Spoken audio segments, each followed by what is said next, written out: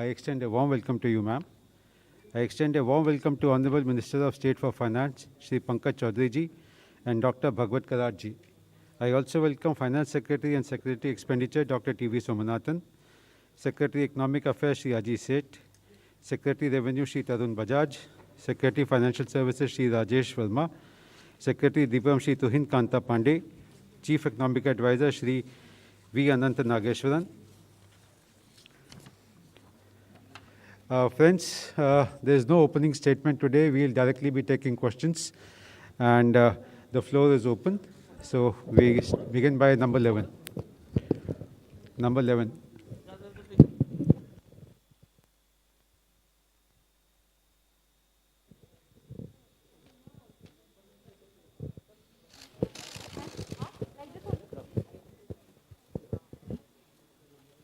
Good evening, ma'am, and to your entire team on the budget. Sapna here from CNBC TV 18. Ma'am, two quick questions. You had indicated that contact intensive sectors may require further support. So apart from the ECLGS in which you have carved out a separate window for the hospitality sector, for instance, that's one. I'm not sure if your voice is coming out audibly. I'll Even repeat. with your mask, if you want, you speak loud a bit. Sure, ma'am.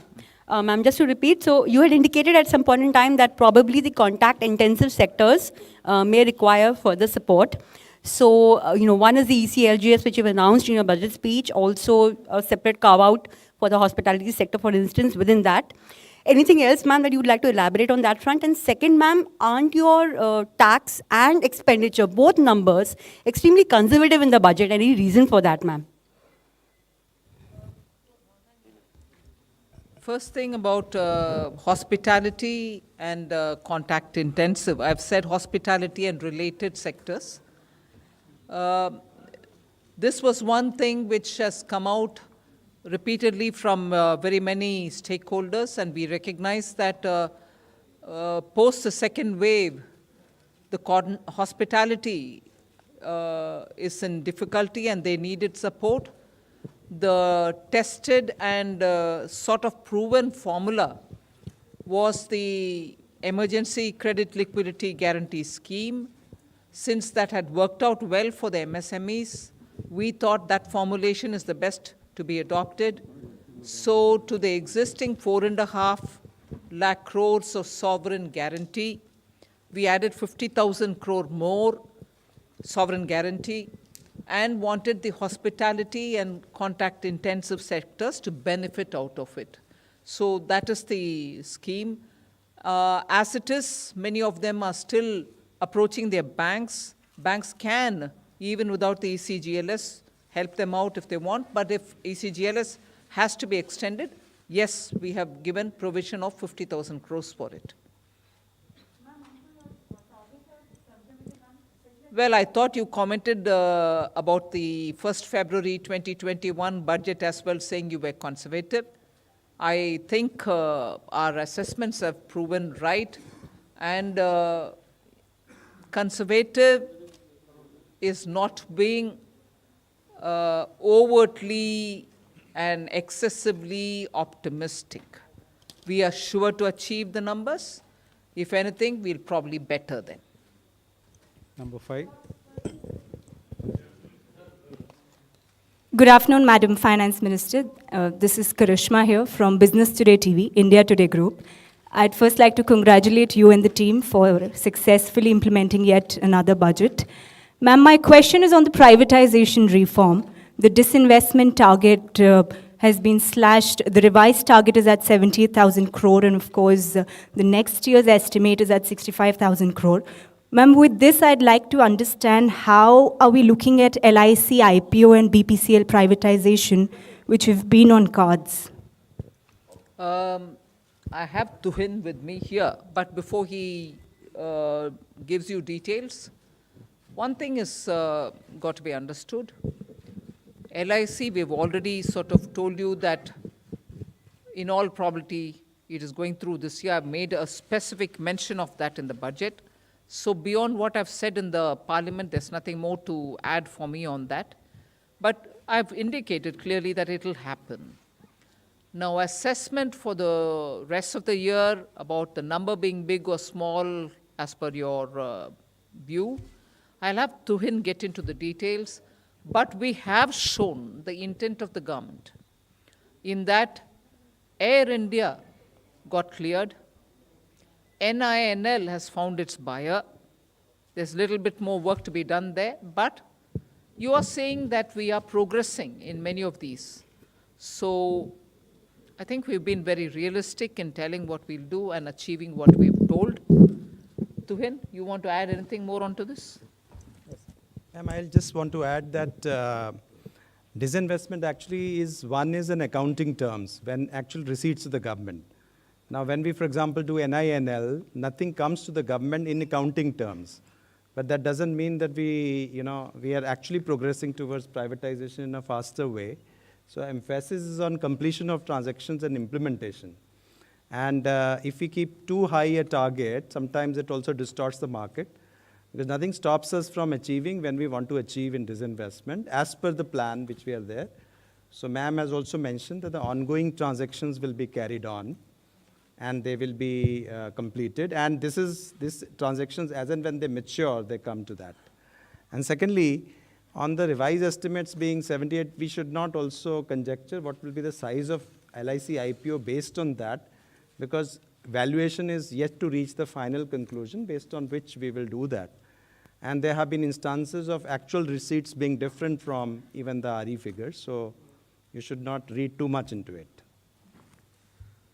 Okay, 122. Hi, ma'am. Meghna Mittal from Newsrise. The budget has remained completely silent on India's listing on the foreign indices. There was an expectation that a tax amendment might happen to enable that. Has that been put on hold, or what is the plan on that?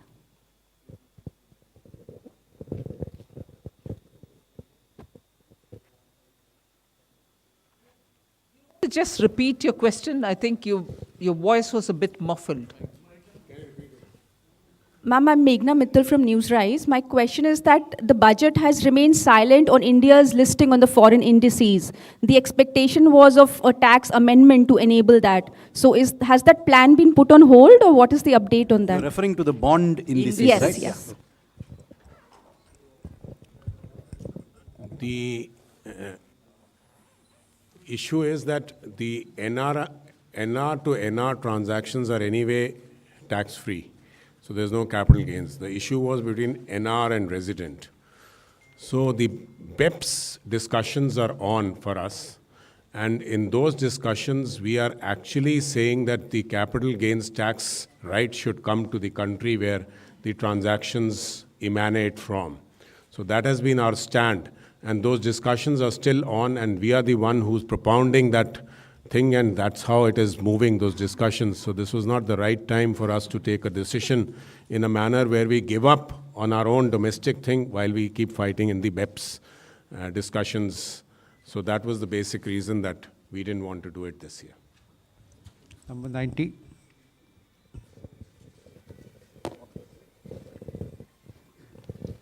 Ma'am, firstly, congratulations. Just two quick clarifications. One is on cryptocurrency, because you did touch about the RBI now giving digital rupee, and it will start from next year. And you've reflected that in the finance bill. You've also taxed cryptocurrency, but there's no regulation. So how are you going to work on that? I'm a little bit keen to understand that. And the other issue, of course, is that in your speech, which was very well put, there was one key issue which affects all of us, including you, inflation. How are you going to deal with that? First thing, Sunil, I said the Reserve Bank will be issuing a digital currency. Currency becomes a currency is a currency only when it is issued by the central bank, even if it's a crypto. But anything which is outside of that, loosely all of us refer it to be cryptocurrency. They are not currencies.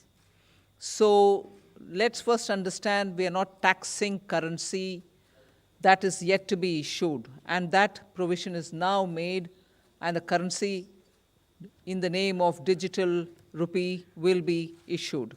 Exact name you'll get a bit later, but Reserve Bank is the one which is going to issue it. And what Reserve Bank issues is the digital currency. Everything that prevails outside of it in the name of digital whatever are assets being created by individuals. And in transacting that asset, if there are profits being made, we are taxing that profit at 30%. We are also tracking every trail of money in that by saying every transaction will be 1% TDS, if I can use that expression. There will be a transaction, TDS imposed on every transaction in the crypto world, any transaction that is happening outside. So the distinctions are very clear. Currency is only with the Reserve Bank. That'll get issued sometime this year. The transaction happening in the crypto world are of different kinds of assets, and for that, every transaction gets taxed. We have circulated a paper. Inputs are coming in. Public stakeholders are also talking about it. So regulation goes through that process. I don't wait till regulation comes into place for taxing people who are earning profits, can I? Well, every budget doesn't speak explicitly about inflation and its impact, but of course, if you're talking of numbers, money, credit, liquidity, and also supply and demand of essential goods and others, you keep in mind inflation. Okay. 11. Ma'am, मैं आमिर हूँ news nation से। बहुत सारी चर्चाएं इस बात को लेकर चल रही हैं कि जिस तरह से इनकम टैक्स को लेकर के उम्मीद की जा रही थी काफ़ी समय से, तो इस बार इनकम टैक्स को बढ़ाने का टैक्स को कम नहीं किया गया, कॉर्पोरेट को के टैक्स को कम किया गया। बढ़ाने का उम्मीद है तो मैं बढ़ा नहीं दिया मैंने। लेकिन ऐसा मैम ऐसा क्या हुआ कि टैक्स में कोई भी रिबेट नहीं मिली? आम जनता जो पब्लिक खासतौर पे सैलरीड क्लास है उसको बहुत उम्मीदें थी इस बार बजट से। मैंने टैक्स इंक्रीज नहीं किया, वो बात मैं दोहराना चाहती हूँ। लास्ट ईयर भी, इस साल भी, एक भी पैसा टैक्स के द्वारा मैंने एडिशनली कमाने के लिए कोई कोशिश नहीं की। पिछले बार प्रधानमंत्री जी का आदेश था कि डेफिसिट कितने भी क्यों ना हो, पैंडेमिक के समय जनता के ऊपर टैक्स का बोझ डालना नहीं, वही इंस्ट्रक्शन इस बार भी। इसीलिए हमने टैक्स के द्वारा कोई पैसा कमा करके पैंडेमिक के समय जो डिमांड्स एंड चैलेंजेस है हमारे ऊपर, उसको कोई उससे राहत ढूंढने का अटेम्प्ट भी नहीं किया। टैक्स इंक्रीज नहीं हुआ। 1 to 4.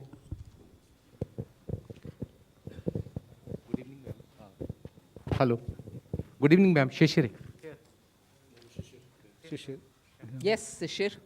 Ma'am, there is a one particular announcement which you made about the blended and non-blended petrol and diesel, that additional or the differential 2 rupees thing. Does this mean that all the petrol and diesel sold by petrol pump, except those who are not blended, from October 1, 2022 will be costlier? We certainly want to encourage blended fuel. That's a simple message in that. Anything else you want to add, Tarun? We have discussed with the Ministry of Petroleum. We have also collected data on what is not being blended. And this is something to push the petroleum companies to ensure that they do the blending. So our desire is not to collect this tax because it will be very minimal. But the desire is that the blending happens, and to that extent it benefits the country. 106. मंत्री जी, हमारा आपसे मैं ऐसे मासिफ इन दिनों से मेरा सवाल है कि आपने अपने बजट भाषण में कहा है कि 80 लाख लोगों को मकान दिया जाएगा और रोजगार बढ़ाया जाएगा। ये किस तरीके से? ये किस तरीके से? आप इंफ्रास्ट्रक्चर में जब इस साल 5.5 लाख करोड़ का खर्च हम उठा रहे हैं, वो 34% या उससे थोड़ा कम पिछले साल से कंपेयर करते हुए। और इस साल, आने वाले साल के लिए जो बजट आज पेश किए, उसमें 5.5 लाख करोड़, 7.5 लाख करोड़ तक पब्लिक इन्वेस्टमेंट, मतलब कैपिटल एक्सपेंडिचर हम बढ़ावा दे रहे हैं उतना अमाउंट तक। उससे तुरंत जॉब्स के ऊपर पॉजिटिव असर पड़ेगा, क्योंकि जब खर्च उठा रहे हैं हम एसेट क्रिएशन के लिए, रोड्स बनाने के लिए, एयरपोर्ट्स के लिए, सी पोर्ट्स के लिए, इनलैंड वाटरवेज के लिए, ये सब काम करने के लिए जो रोजगार पैदा होता है, आवश्यक है, उससे जॉब्स इंक्रीज ही होगा। उसके अलावा हमने प्रोडक्शन लिंक्ड इंसेंटिव्स 14 सेक्टर्स में दे रहे हैं। मतलब मैन्युफैक्चर करने के लिए हर एक नया यूनिट जो वो उत्पादन करेंगे उसके लिए इंसेंटिव देने के कारण, और उसके पीछे एक बहुत बड़ा इंटरेस्ट है के पीछे, ये भी हमारा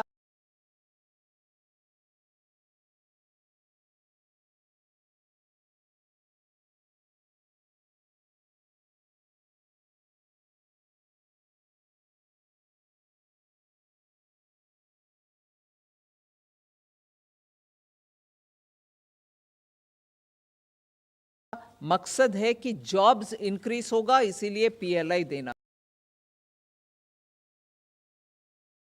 है। वो सेकेंड बात है। तीसरी, अभी 60,000 crores have been added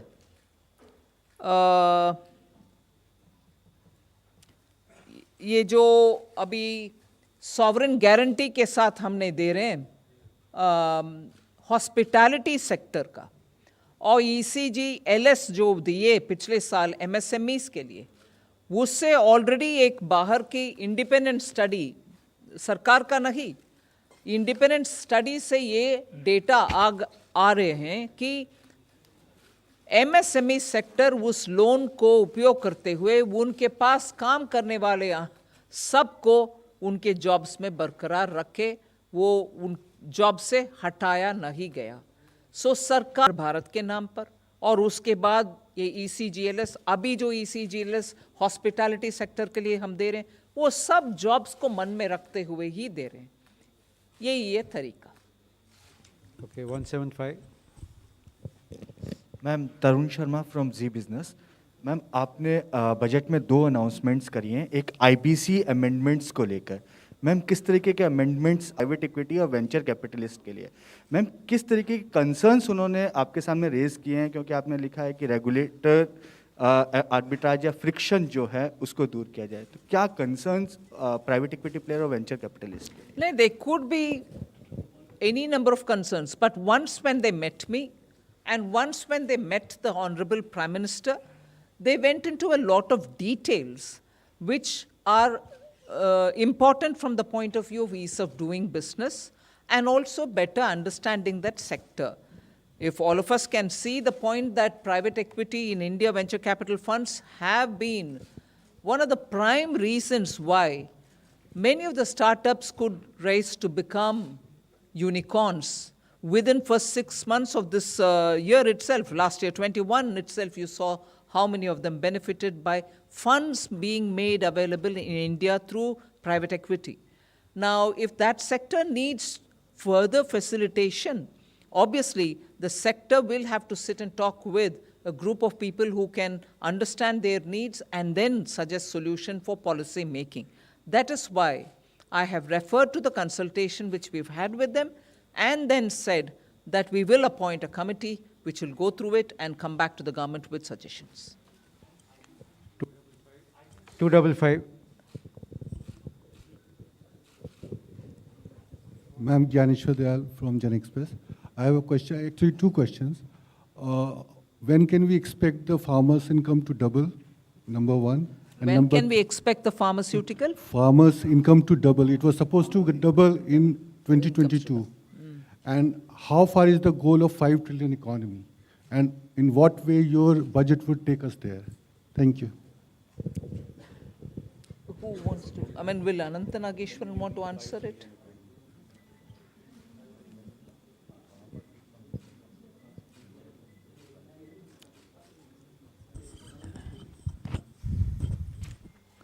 So if you look at the amount of minimum support prices that was given out this year, and also the record procurement, so we are well on our way to helping the Is farmers. your mic all right?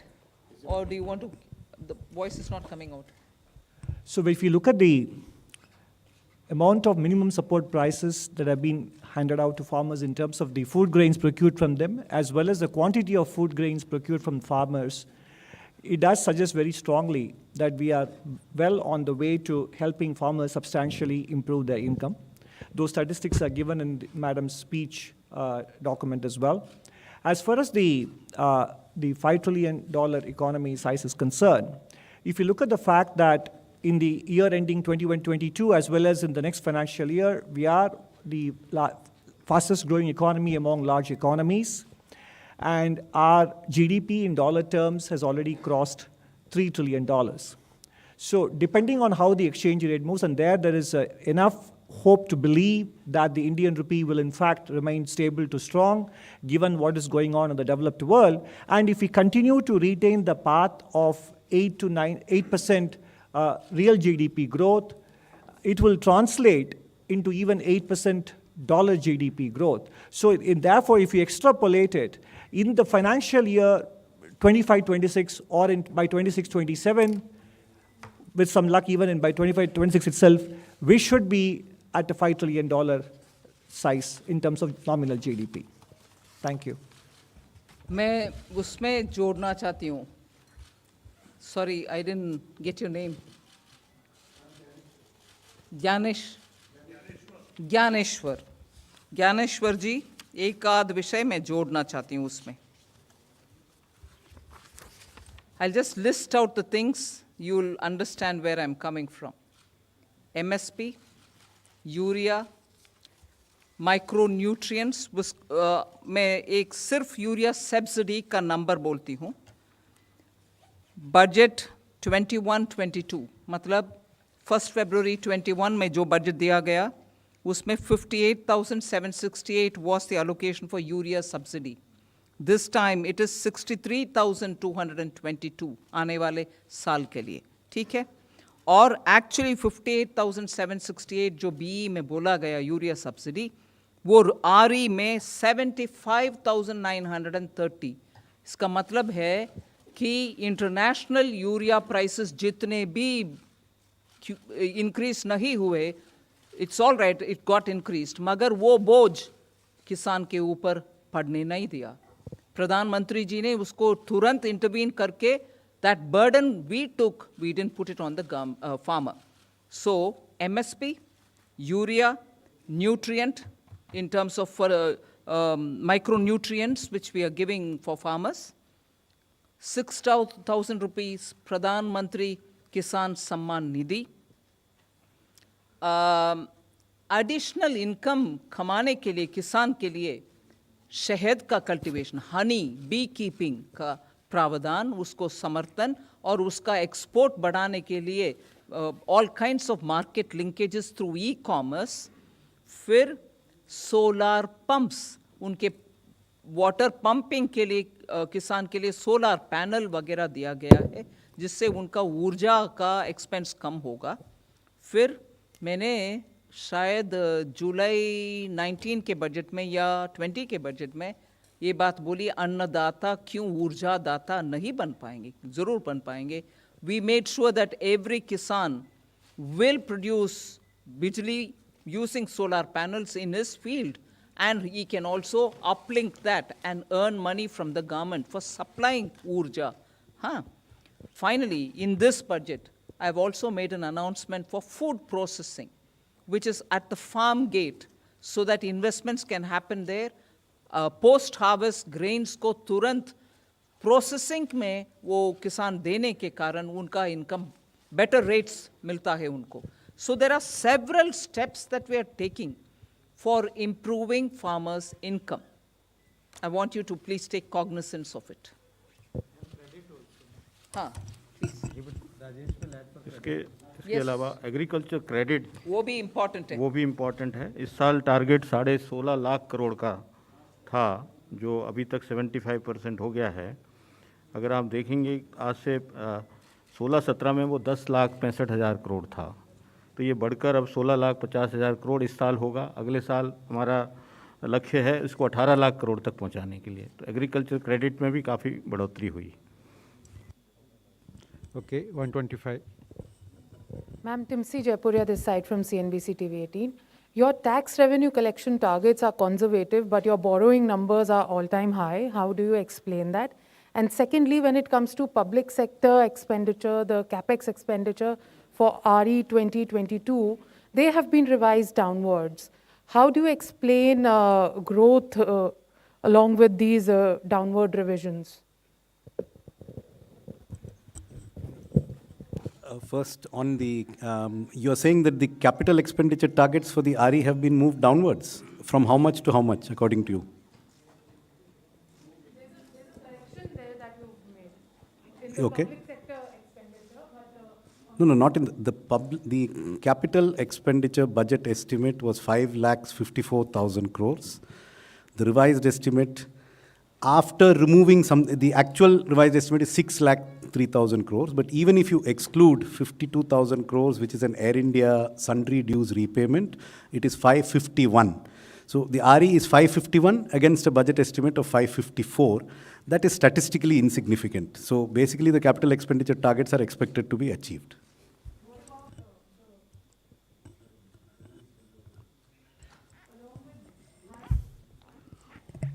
I think this question was also asked by your colleague Sapna here, that the revenues are conservative. So if we look at revenues and compare it with the GDP figures, I would also like you to concentrate on the fact that the excise duty is not linked to that. Excise duty is a specific duty, so that doesn't go up as the prices would go up. One, and secondly, if you recall, we have reduced the excise duty on diesel and petrol by 10 rupees and 5 rupees per litre. So if we take away the excise duty numbers both from the RE of the current year and the B of the next year, then the growth in the revenues is more than 14%, which I think is not conservative, but is a very pragmatic number, and we would make all attempts to achieve that. Number 70, number 70, number 70. No, the borrowing number is nothing but the fiscal deficit minus the expected small savings collections and the other sources. So they tally. I mean, it is 16,61,000 is the total fiscal deficit. 11,80,000 or something is the net borrowing requirement. The difference is small savings and certain other sundry receipts. I don't see any, there is no artificial, that's a very realistic number. It's based on our best estimate of what will be collected in small savings, and net of that is the borrowing requirement. Ujjwal Narayan from Newsrise. Ma'am, in last year budget, you have announced about privatization of two state-run banks. But this year, there is nothing that sort has been confirmed in the budget. Just wanted to know what is the situation. Does government is going with the stated policy which it stated in last year budget, that for the privatization of two state-run banks, and what is the holistic policy on the privatization of bank and insurance company as a whole? You've answered the question yourself. What is the holistic policy? Holistic policy is a continuation of last year's budget. I've said that. This budget in every aspect is a continuation of last budget, inclusive of the privatization matter that you're talking about. That's what I'm telling you. We are continuing that agenda. All right? Number 68. Status budget. Sorry? Yeah, I said Air India also, and I've done the Air India, haven't I? Huh? That's right. When we have something, you'll get to know, no? I'm not doubting it. Huh?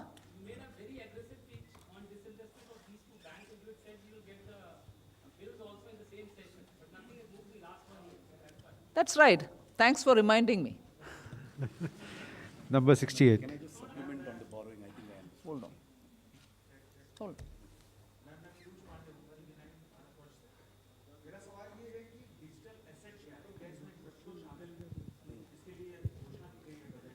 क्या इसमें crypto शामिल है? क्या चीज? Digital asset क्या है? क्या इसमें क्रिप्टो, जिसको करेंसी भी कहा जाता है, क्रिप्टो करेंसी, तो जिसके लिए घोषणा की गई है आज बजट में? घोषणा की गई है कि सेंट्रल बैंक एक डिजिटल करेंसी इशू करेगी, बस। उसके अलावा हम चर्चा में क्रिप्टो क्या है, क्रिप्टो एसेट क्या है, अभी नहीं होगा। वो जीरो ड्राफ्ट जो है, जिसके ऊपर स्टेक होल्डर्स कंसल्टेशन चल रही है, आप भी उसमें शामिल हो जाइए। नहीं मैम, मैं ये जानना चाहता हूँ कि डिजिटल एसेट क्या है बेसिकली। ठीक है, वही है वो प्रश्न, और डिजिटल एसेट्स का डिस्क्रिप्शन, ये सब उस स्टेक होल्डर कंसल्टेशन के बाद है, उस समय बात करेंगे उसके ऊपर। ठीक है, 1 to 1.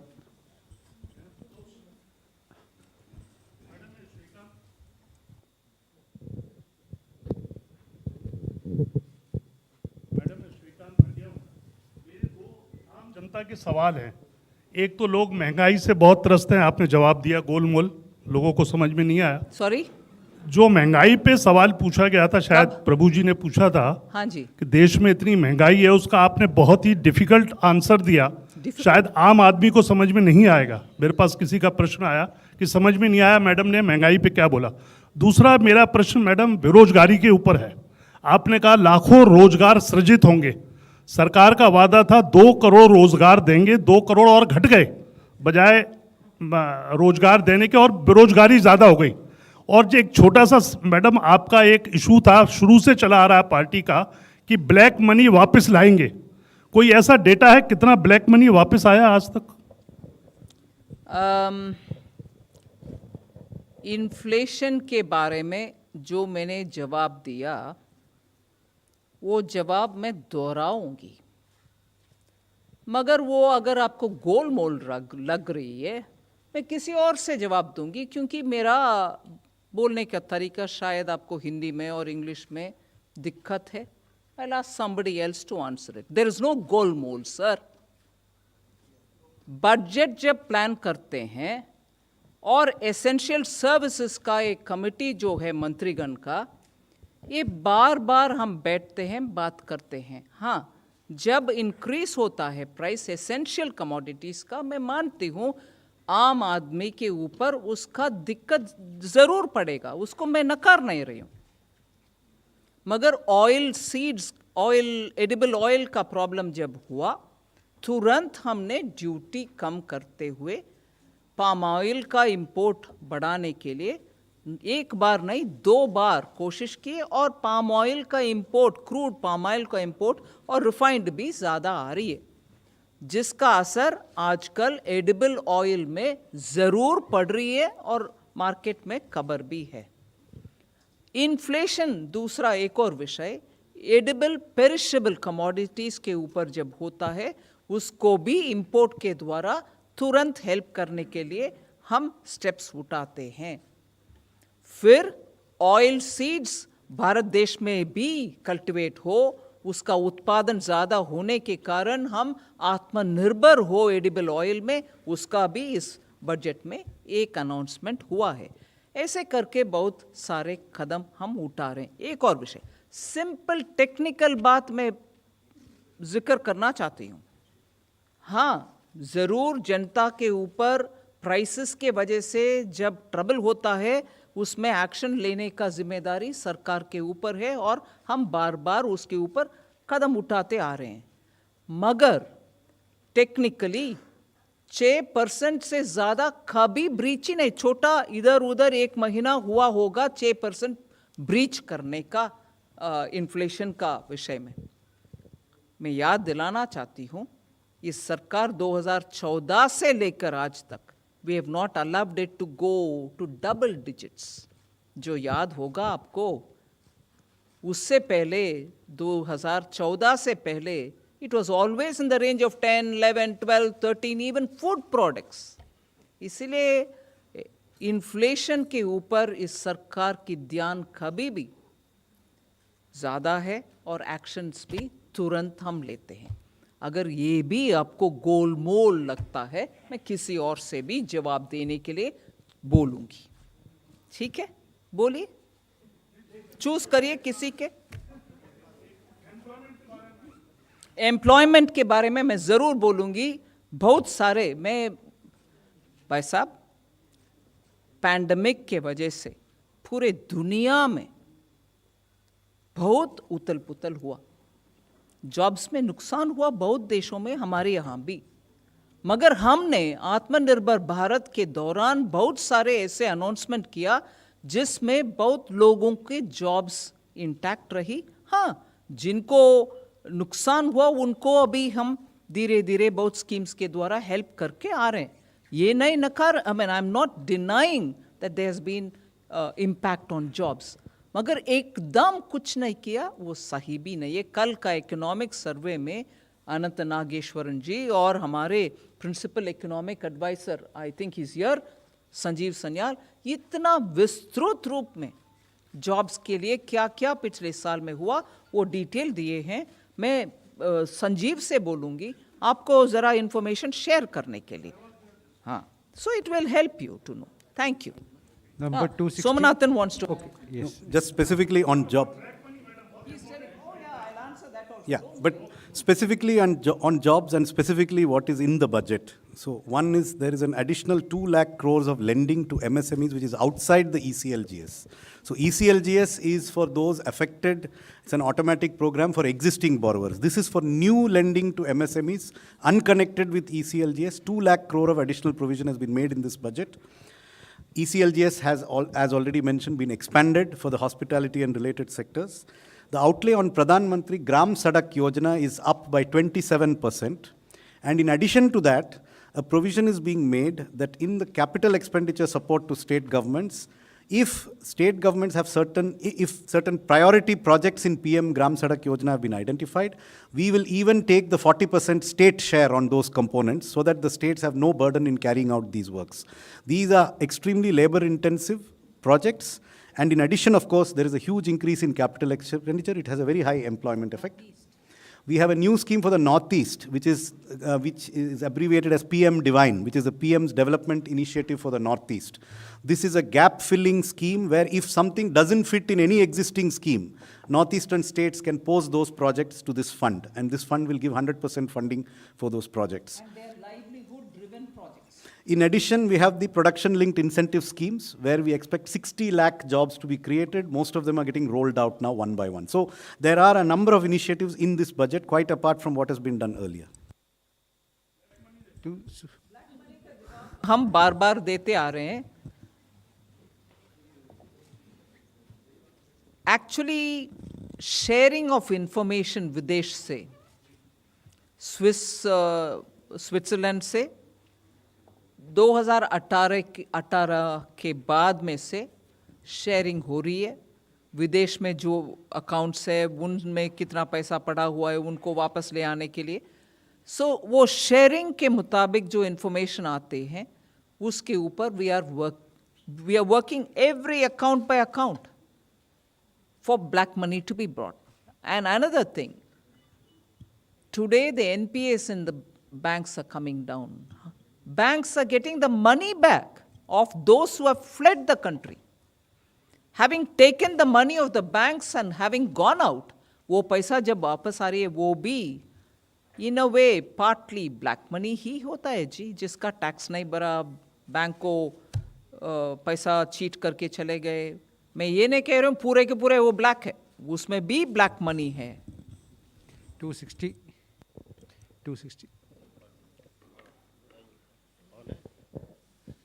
मैम आनंद हूँ इंडिया टीवी से।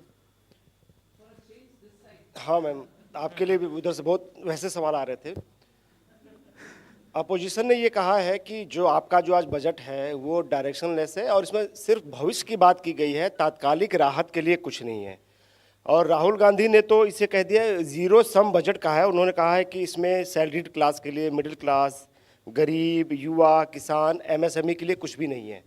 तो सवाल ये है कि क्या विपक्ष को और खासतौर से राहुल गांधी को आपका ये बजट समझ में नहीं आया या फिर उन्होंने राजनीति के चलते ऐसा कह रहे हैं वो लोग?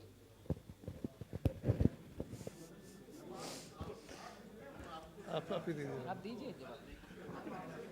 मैं भी दूंगी। अरे आनंद प्रश्न पूछे और मैं जवाब नहीं देती, ऐसे थोड़ी ना होती। I will give answer, don't worry. जो बाद में आपने कहा कि राहुल गांधी को शायद समझ में नहीं आया होगा, यही बात सही है, क्योंकि इस बजट में सारे चीज़ों की सारी व्यवस्था की गई है। अभी मैडम सारी चीज़ का आंसर दे भी रही हैं। हर सेक्टर के लिए दूरगामी बजट है ये, निश्चित तौर से इससे देश को और भविष्य में फायदा होगा। I think he's given that typical UP type of an answer, which is good enough for a MP who ran away from UP. Yeah, na? No, that's not right. I wish as a leader of the oldest political party, Shri Rahul Gandhi, please understand what has been said in the budget. On every one of the category that is named, youth, farmer, I have mentioned repeatedly where, what benefits them. I pity people who come up with quick responses. Quick, understanding response, I'm ready to answer. But just because you want to put something in Twitter, it doesn't help. जो fragile economy वो छोड़ कर गए, उसको पिछले 5 साल में और अभी 2-3 साल में इतना इकोनॉमी पैंडेमिक के वजह भी आज उबर कर ऊपर आ रहे, स्टिमुलस देने के बाद, हर वर्ग का कुछ ना कुछ देने के बाद, बिना सोचे समझे ऐसे कमेंट्स करना. I only pity a party which has a leader who just comments without thinking. जितने भी कमेंट्स हमारे ऊपर वो डाल रहे हैं, कम से कम जिन राज्यों में शायद 2 बचा है जहां उनके सरकार है, जाके वो करके दिखाने के लिए उनसे बोलिए. क्या पंजाब में एम्प्लॉयमेंट ठीक है? क्या महाराष्ट्र में किसान ठीक है? आज भी महाराष्ट्र में कॉटन फार्मर्स के बीच में आत्महत्या हो रही है, उसको रोक रहे हैं राहुल गांधी. इसीलिए हर विषय बोलने से पहले वो महाराष्ट्र और पंजाब में कर दिखाएं, फिर बात करें. छत्तीसगढ़ में कर दिखाएं, फिर बात करें. Almost irresponsible comments are coming as criticism. I'll take criticism, but not from somebody who has not done his homework. Thank you. 266. Ma'am Akhilesh Sharma NDTV से. इनकम टैक्स रेजिम को लेकर के सवाल था. आपने बजट में घोषणा की थी न्यू टैक्स रेजिम की, और जो आंकड़े अभी तक आए हैं, कोई बहुत ज़्यादा लोगों ने उत्साह उस नए रेजिम के लिए नहीं दिखाया. और दूसरा प्रश्न ये है, जो आपने खुद जिक्र किया कि पिछले 2 साल में पूरी दुनिया में उथल पुथल हुई है, कई जगह पर रोज़गार की कमी हुई, भारत में भी उसका असर पड़ा है. तो जो मिडिल क्लास है वो एक राहत की उम्मीद कर रही थी कि कुछ राहत मिले इनकम टैक्स स्लैब्स के अंदर. हालांकि आपने कहा कि देखिए पिछले 2 साल से टैक्स नहीं बढ़ाया गया, तो क्या इसी को राहत माना जाए कि टैक्स नहीं बढ़ा है? नहीं, मैं सिनिकली जवाब नहीं दूंगी उसको. सिनिकली अगर देना है तो मैं बोलूंगी हाँ टैक्स बढ़ा नहीं है इसीलिए राहत है. नहीं, I am not saying that. There are times when you can give. There are times when it will have to wait a bit longer. So I'm sorry it didn't happen. But बहुत सारे जो middle class का हुआ, वो भी middle class के खाते पे डालिए ना. Middle class across the board. मैं बजट में जो उपयोग की लाइन वो आपको पढ़ना चाहती हूँ. It's not one particular segment. किसान में मिडिल क्लास नहीं है, एमएसएमई में मिडिल क्लास नहीं है, अफोर्डेबल होम्स में मिडिल क्लास नहीं है. उन सब का राहत दिलाया नहीं है. हम मिडिल क्लास मतलब क्या बोलते हैं? अफोर्डेबल होम्स जो देते हैं मिडिल क्लास को देते हैं. सीनियर सिटीजन्स में मिडिल क्लास नहीं है. आज स्टॉक मार्केट में रिटेल इन्वेस्टर के नाम पे जो जाते हैं, क्योंकि फिक्स्ड डिपॉजिट में रिटर्न्स इतना अच्छा नहीं है इसीलिए स्टॉक मार्केट में जा रहे हैं, वो मिडिल क्लास नहीं है. सो मिडिल क्लास के वर्णन हम मन में रखें प्रश्न पूछने से पहले. Number 9. हाँ, yes, we have been actually. Tarun can say something more. There are two regimes, one in the corporate sector and one for the one that came last year. So on the corporate also, when the tax rate was reduced from 30 to 22%, a choice was given to the corporates to move to the 22% regime while taking no exemptions. So we have figures for 1920 financial year, which is the assessment year of 2021. 65% of the income has actually shifted to the lower tax regime. So basically, a large number of people are shifting, people who are finding that they don't need exemptions or their exemptions are over, they are moving into that. Let me also mention to you that we have analyzed data for corporates. The average tax rate being given by corporates is about 22 odd percentage in that year, as against 27, 28, which they were giving when the regime was of 30%. So they got a lot of relief there. And for corporates which are showing profits of more than 500 crores, this taxation rate is close to 20%. So the taxation rate relief which you are talking about in the corporate sector is already there.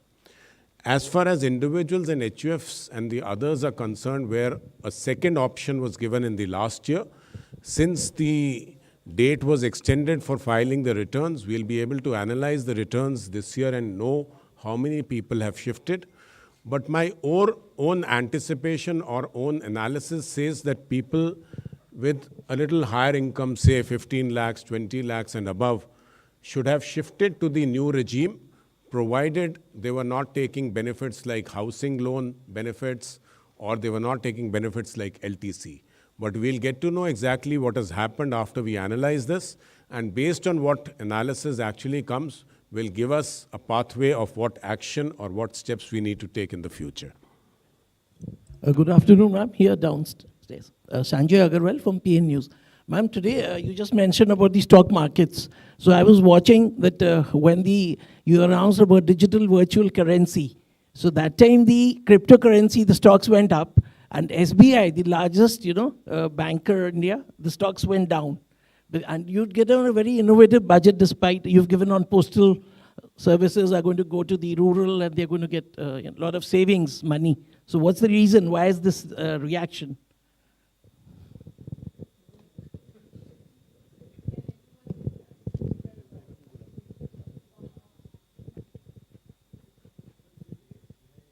Still down, or it went up at the end of the day? I think you have to ask the investors who are doing it, because I don't see any, I don't think we can answer for them as to why they think the digital currencies are not good for banks is a matter of speculation. What is the question on? It went up. Okay. So I think we should have taxed it even more. It would have gone up even more. Number 5.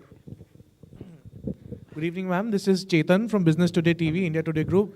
Ma'am, fiscal deficit is pegged at 6.40%. Ma'am, what are the calculations and assumptions based for that number, considering the fact that the geopolitical tensions are rapidly changing and the global macros are also changing rapidly, especially for the crude and other related commodities. So, what is the bet on that number, ma'am? I'll ask Somanathan to give you details, but what do you think it should have been if it's not 6.4? Because you sounded very sure it's 6.4, but it's a question, ma'am.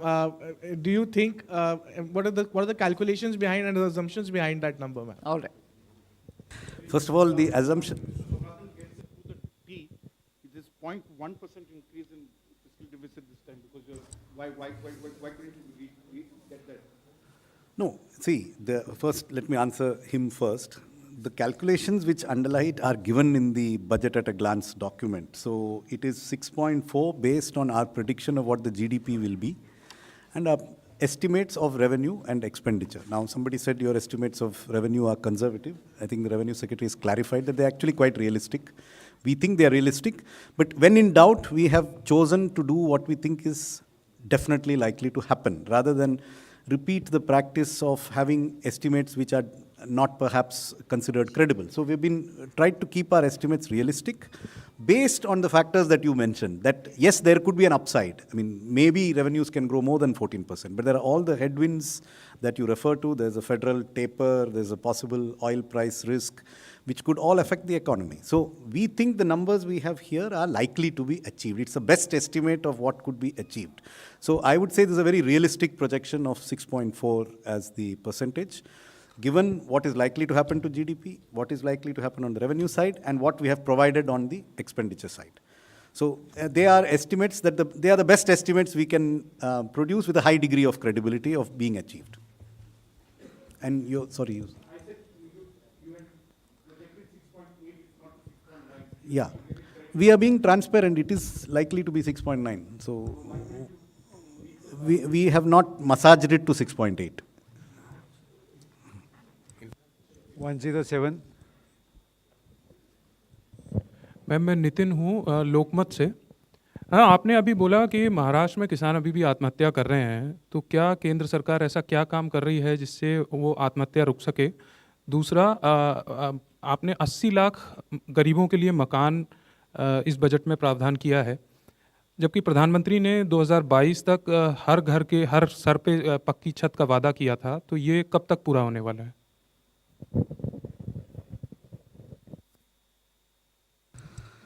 So the targets for all of these programs have indeed been affected by the pandemic, like all targets in all countries. So barring the setback which occurred during the pandemic, the programs are on course. And if you exclude the delays and disruptions caused in the last 2 years by repeated waves of a pandemic which is not in government's control, broadly, they are on course to achieve the housing targets. किसानों के मामले में states का भी role है जी। जब मैं महाराष्ट्र की बात करती हूँ, महाराष्ट्र में सरकार जो कांग्रेस के विषय में बात हुआ, उस संदर्भ में मैं कही, agriculture is state also does its business. So वो मालूम है जी, वो मालूम है, मगर जब हमारे ऊपर ही निशाना साधा करते हैं, जब हम लिस्ट करती हूँ कि किसान के लिए हमने क्या क्या क्या कदम उठाए, राज्य का रिस्पॉन्सिबिलिटी उस विषय में, उस संदर्भ में मैं पूछना चाहती थी। मैम मैं लक्ष्मण CNBC आवाज़ से। जो किसान की बात चली, तो एक छोटा सवाल ये है कि जो अन्य योजना जो शुरू की गई थी उसकी मियाद 31 मार्च को ख़त्म हो रही है। क्या सरकार बजट में, चूँकि इस पर कुछ कहा नहीं गया, तो क्या माना जाए 31 मार्च को ख़त्म हो जाएगी कि आगे बढ़ाने पर विचार होगा? और प्रोडक्शन लिंक्ड इंसेंटिव स्कीम सिर्फ सोलर पावर के लिए, सोलर पैनल के लिए हम लोगों ने इंक्रीज किया उसका आवंटन, चूँकि काफ़ी एम्प्लॉयमेंट देता, आपने कहा भी, तो क्या आने वाले दिनों में और किसी सेक्टर पर विचार होने की संभावना माने?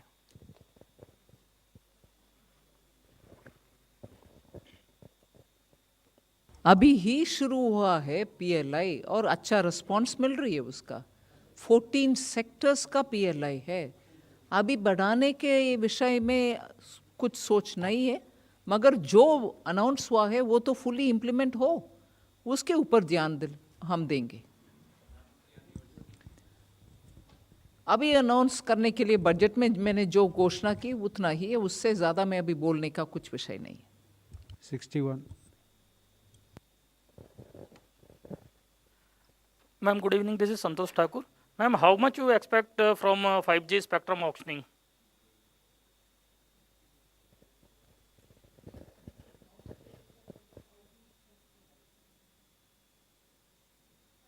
Even if I can speculate on it, this will be the day to do it.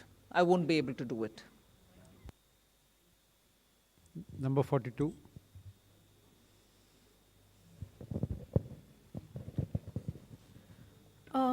Madam FM, this is Shrimi Chaudhary from Economic Times. I needed two clarity. One, on the virtual currency tax provision, whether it is prospective or going to be applicable from the next financial year.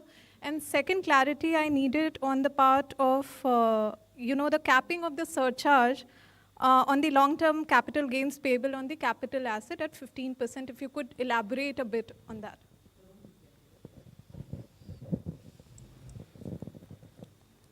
The answer to your first question is 1st April. And The second part was, Surcharge. yeah, the surcharge, we have brought in two provisions. One, the surcharge on companies is today 15%. But in some cases, in some contracts, there is a need for more than one company to come together to bid for that particular project as a consortium. So when they form a consortium, it is called association of persons. So the surcharge on them, depending on their income, goes up to 37%. So now that will also be capped at 15% as much as a company surcharge maximum is there. The second part today, the second part of your the surcharge is that the surcharge on listed shares on which STT is paid is today limited to 15%. On other capital gains also, we are now bringing it at par with this 15%, so it will be 15% for them. So this will be a big relief for the startup community. 53. Yeah, good evening, ma'am. Siddharth from Bloomberg. I just wanted to ask you a steep hike in capital expenditure and borrowing of 15 lakh crores. So are we safely assuming that private investment will not happen in the next financial year also? Safely assuming? Will not happen. Private investment will not happen in the next financial year. No, because I it is have the government mentioned, which is pushing the trigger. No, I've actually mentioned it in my speech that private investment will have to pick up and it will come. I used some words, I didn't use exactly what I'm saying now, but I did recognize that private investment, for them to come forward, it is very clear that the public investment will have to be increased, and we've increased with an expectation that they will also come forward. I'm being reminded by the CA that for private investment to be crowded in. Number 70.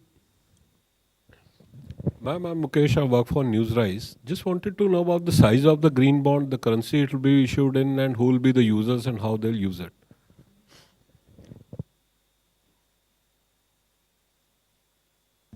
See, first of all, the green bonds are part of the overall borrowings of the central government.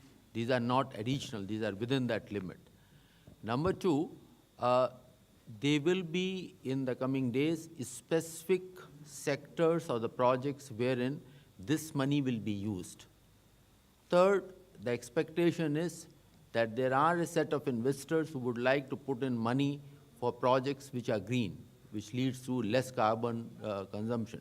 So for that class of investor, this is the future. So we have to build that market. In that attempt, the first step will be taken in the year 22-23.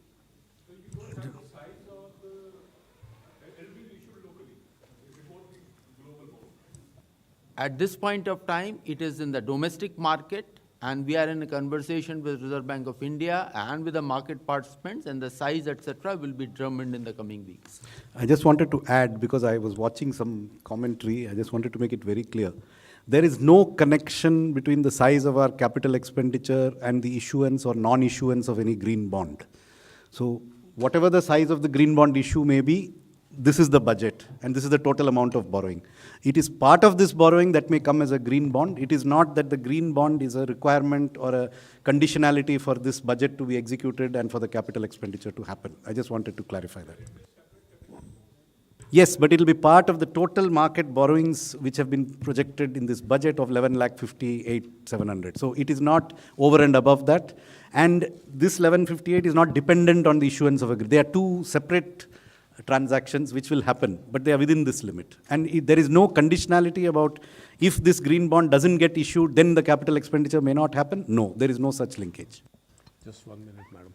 On the Shrimi's question on the taxation, I want to clarify, it is still taxable as of today. It is not that it will become taxable from 1st of April. So I just wanted to clarify that the message should not go that it is not taxable today and becomes taxable from 1st of April.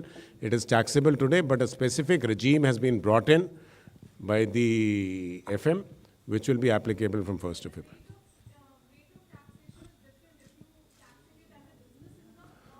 So that is another question, so that we can answer when you come to my office. I'll explain to you in detail. Number 26.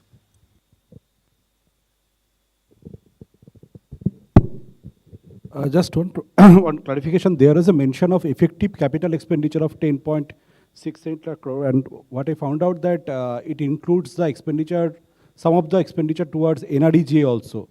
So just want to understand the reason, and does that include the long-term loan given to states, like 1 lakh crore?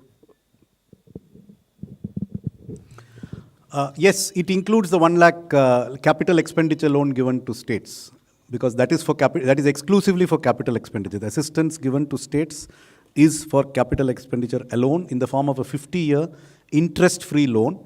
And again, let me clarify, it was mentioned in the speech, but it perhaps has not been noticed in some quarters. It is in addition to the 4% of GDP normal borrowing ceiling which states will be allowed. So that 4% remains, 3.5 unconditional, 0.5 tied to power reforms. This 1 lakh crore is over and above that 4%. So it is additional capital expenditure money to the states. It is part of the 7.5 lakh crore which has been provided for capital expenditure. You had another point, I'm sorry. NREGA. So NREGA is classified in the government accounting system as grant in aid for capital expenditure because it is expected that some assets are created, but it is because you seem to have some discomfort with that, and that is why we have footnoted it very transparently as to what amount of it is NREGA. So if you feel that NREGA is not a very productive expenditure, if that is your opinion, then we have allowed you to make your own calculations by giving those figures separately. So we have said provisions for also includes allocations under demand-related scheme, which would vary based on demand. So that has been indicated transparently. It is for you to draw your own conclusions. 110.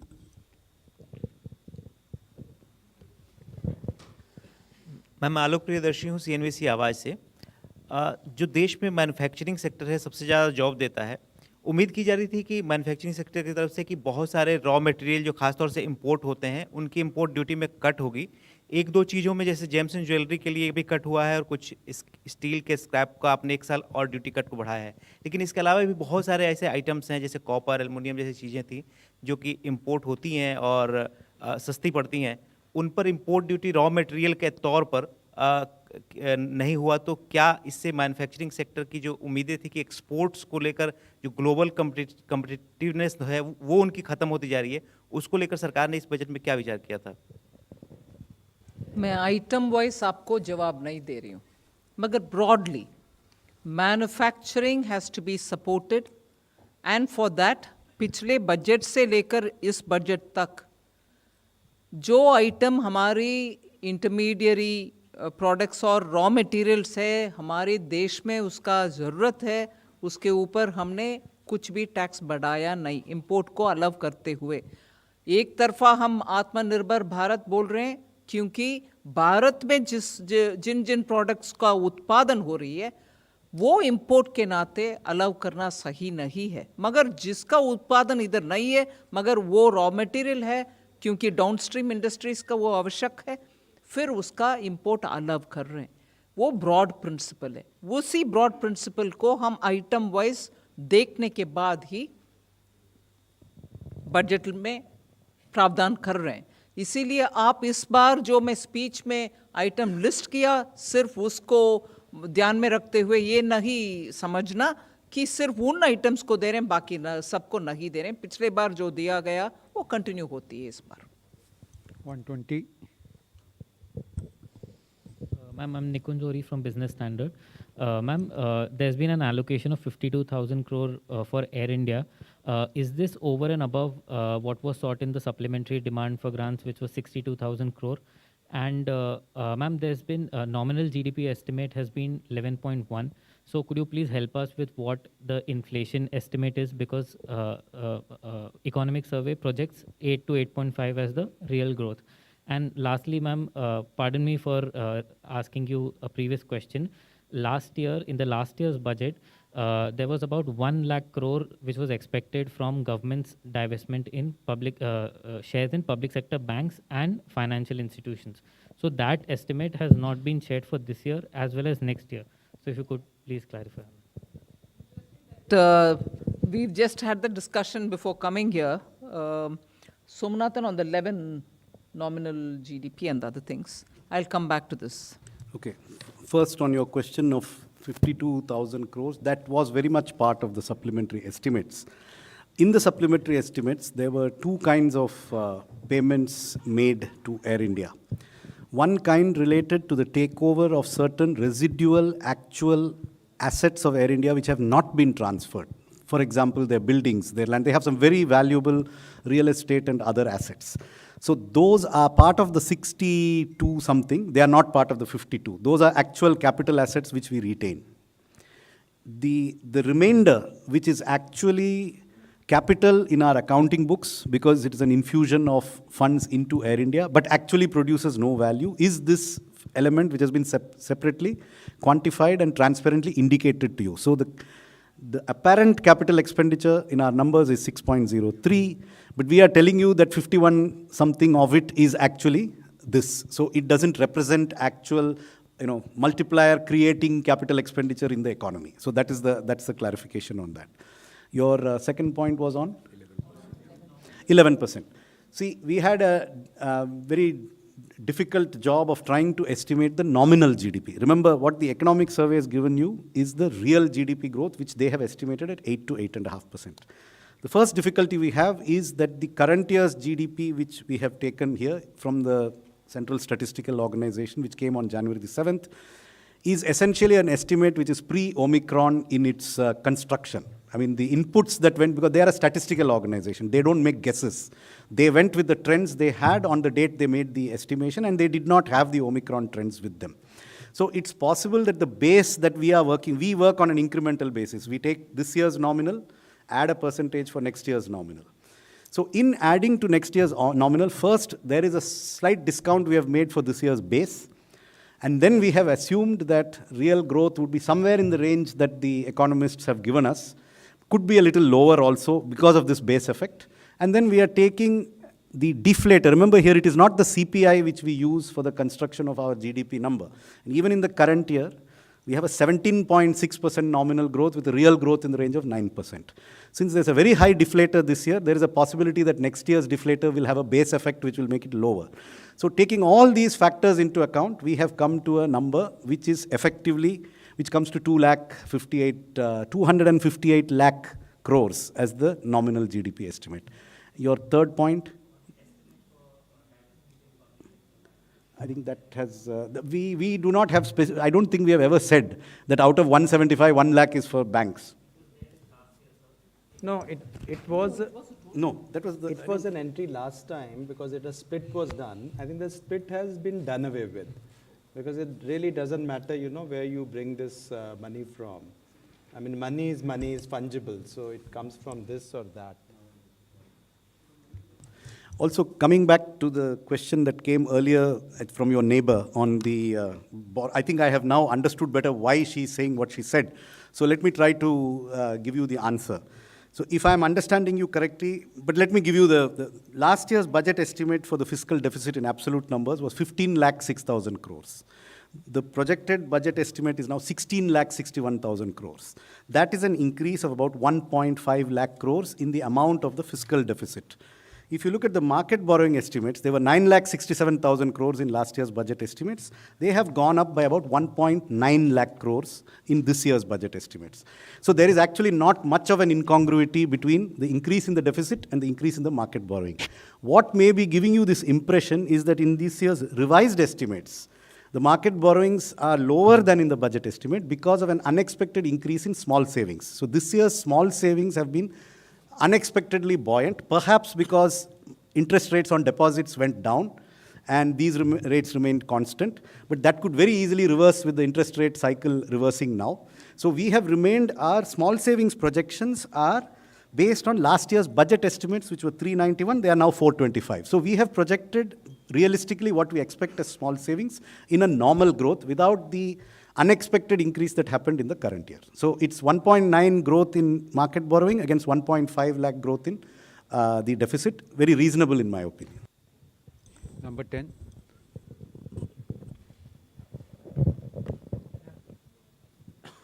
Good evening, ma'am. Ma'am, Janani from Bloomberg Quint here. Ma'am, you had mentioned in the budget speech that the Special Economic Zone Act would be replaced by a new legislation.